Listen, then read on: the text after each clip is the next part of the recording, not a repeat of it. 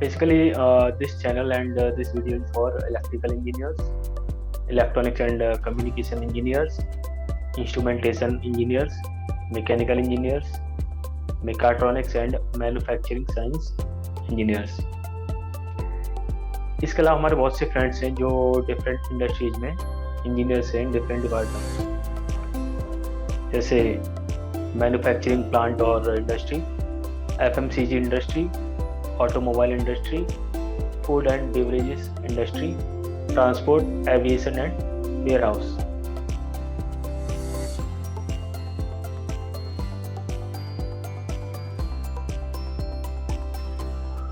Automation is basically the delegation of human control function to technical equipment for increasing production, increasing quality, increasing work efficiency and decreasing of labor cost.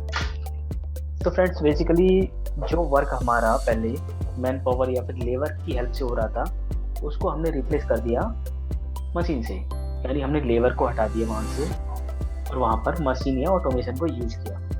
तो जब हमने ऐसा किया तो हमारा production increase किया, quality भी improve हुई एंड वर्क एफिशिएंसी इम्प्रूव हुई एंड लेबर कॉस्ट जो हम लेबर यूज कर रहे थे उस वर्क के लिए उसमें भी कॉस्ट कटिंग हुई, यानी उसमें भी इम्प्रूवमेंट हुआ। लेबर कॉस्ट डिक्रीज हुई तो कंपनी के लिए प्रॉफिट हुआ।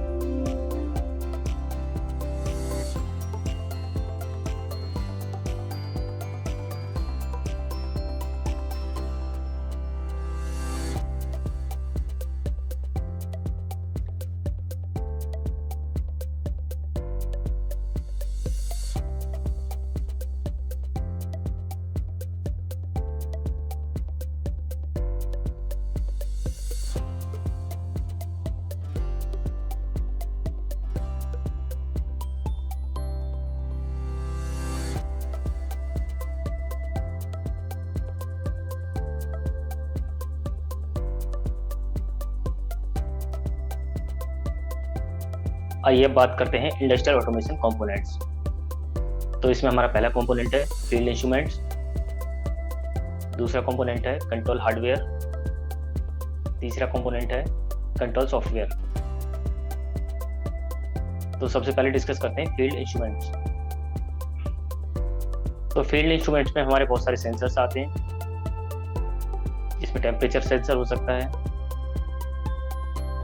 लेवल सेंसर हो सकता है, लिमिट स्विच हो सकते हैं, लीड स्विच हो सकते हैं, और भी इसमें बहुत सारे सेंसर्स हैं जो एज पर एप्लीकेशन किसी भी मशीन में लगाए जाते हैं। सेंसर्स के अलावा इसमें मोटर्स आते हैं, एक्चुएटर्स आते हैं एज पर एप्लीकेशन। अब डिस्कस करते हैं जो हमारा सेकंड कंपोनेंट है, कंट्रोल हार्डवेयर। बेसिकली जो कंट्रोल हार्डवेयर होता है वो कंट्रोलर होता है जो मशीन को डिफरेंट प्रोसेस को कंट्रोल करता है। वो फील्ड से जितने भी सेंसर्स लगे हुए हैं वहां से इनपुट को रिसीव करता है और आउटपुट के थ्रू किसी भी मोटर या एक्चुएटर को कंट्रोल करता है कि कितनी देर तक उसको रन करना है, कितनी स्पीड पर रन करना है एज पर मशीन एप्लीकेशन। जो हमारा थर्ड कंपोनेंट है वो है कंट्रोल सॉफ्टवेयर।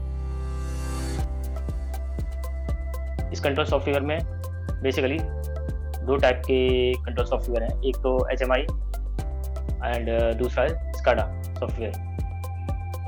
तो HMI जो होता है उसकी फुल फॉर्म है ह्यूमन मशीन इंटरफेस। तो HMI का यूज किया जाता है किसी मशीन की प्रोसेस को कंट्रोल करने के लिए, ऑन ऑफ करने के लिए, या मशीन के जो कंट्रोलर है उसमें कोई भी डेटा फीड करने के लिए हम HMI का यूज करते हैं। और जो SCADA है उसका भी यूज सेम फीचर के लिए किया जाता है। सेम जैसे हम HMI से डेटा एंटर करते हैं किसी भी कंट्रोल में, वैसे ही हम SCADA के थ्रू कोई भी पैरामीटर या डेटा एंटर कर सकते हैं कंट्रोलर में। लेकिन इसमें एक बेसिक डिफरेंस है। जो HMI हमारा होता है वो मशीन को लोकली कंट्रोल करने के लिए यूज किया जाता है, लेकिन SCADA में क्या होता है, हम SCADA के थ्रू मशीन को या कंट्रोलर को रिमोटली कंट्रोल करते हैं और बहुत सारे रिपोर्ट्स या ट्रेंड्स को स्टोर करते हैं, जिससे हम देख सकेंगे जो हमारे पास्ट इवेंट्स हैं या पैरामीटर्स हैं किस तरह से हमारा एक्ट किए हैं या मशीन पर उनका क्या प्रभाव हुआ है।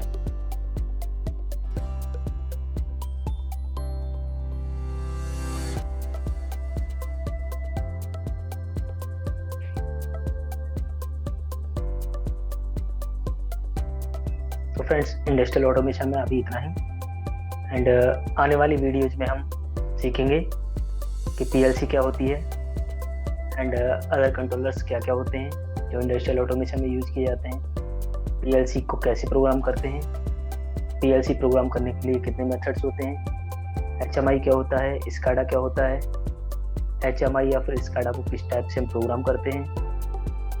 एंड इसके अलावा हमारे बहुत सारे फील्ड डिवाइसेस होते हैं, सेंसर्स होते हैं, कितने टाइप्स के सेंसर्स होते हैं, सेंसर्स का कनेक्शन कैसे करना है, वायरिंग कैसे करना है, ये सीखेंगे। और इसके अलावा हम इंडस्ट्रियल कम्युनिकेशन प्रोटोकॉल्स के बारे में सीखेंगे, VFD की प्रोग्रामिंग, सर्वो ड्राइव्स की प्रोग्रामिंग, ये सब कुछ हम सीखने वाले हैं। तो चैनल को सब्सक्राइब कीजिए एंड बेल आइकन को दबाइए जिससे आपका कोई भी नोटिफिकेशन मिस ना हो। Thank you.